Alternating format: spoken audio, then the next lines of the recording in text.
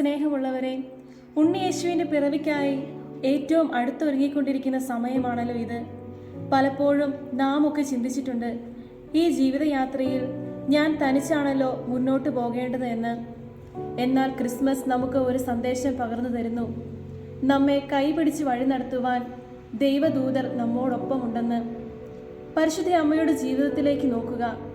മംഗളവാർത്ത കേട്ട് പേടിച്ച് വിറച്ചു നിന്നപ്പോൾ പരിശുദ്ധാത്മാവ് നിന്റെ മേൽ വരും എന്ന് പറഞ്ഞ് ദൈവദൂതൻ അമ്മയെ ധൈര്യപ്പെടുത്തുന്നുണ്ട്.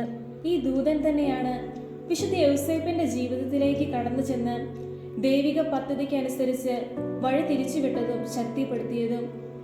ആട്ടിടയന്മാരുടെ കാര്യത്തിലും അങ്ങനെ തന്നെ.